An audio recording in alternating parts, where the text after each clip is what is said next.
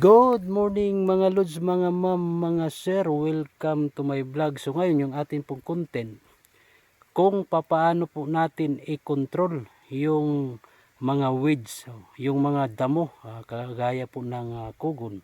So ito pong ating gagawin, mag-i-spray po tayo ngayon at gamit po natin mga lods yung herbicide na nabili natin.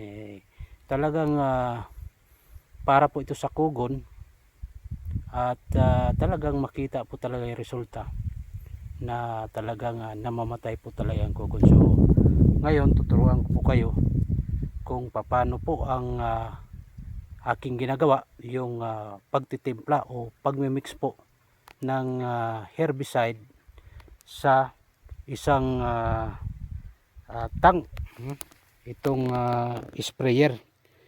Kasi ang laman nito mga lods, itong sprayer, 16 liter. So, bimix po natin yan doon sa yun na bili kong herbicide. Bubuksan natin mamaya yan. Tapos, kukuha siyempre tayo dito ng tubig. Itong balon ko. Ginawa kong balon. Ito. Yan. So, lagyan muna natin to ng tubig mga lods.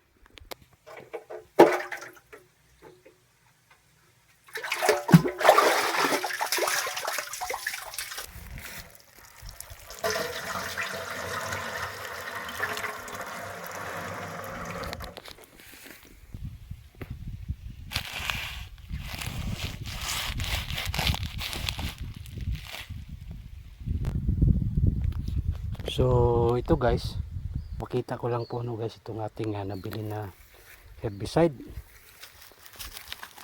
Solar, solar yung kanyang tatak. So binuksan natin, nabili natin to sa online. Halagang 1,041. Medyo mura po ito guys kaysa sa ibang mga herbicide. Isang galon na po ito. So marami po ang ma-sprayhan po natin. Siguro mga kahit isang hektarya siguro kaya itong ma-sprayhan. So para doon sa mga kapwa ko mga farmers mga guys, so yung problema natin dati na matagal na yung kugon, kung paano natin i-control.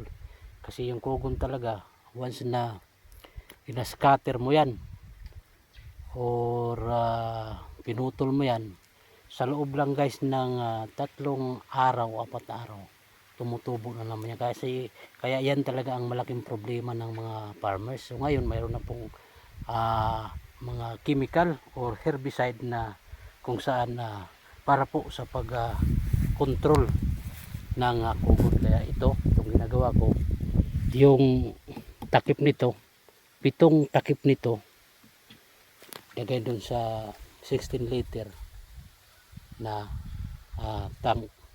So yun ang timpla ko. Ito, solar. Ito po yung nabili ko. So mag-spray tayo guys. Lalagyan muna natin ng herbicide itong tangke.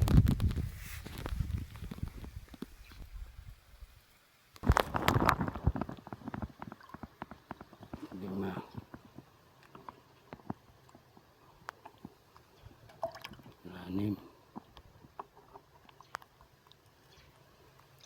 Pito.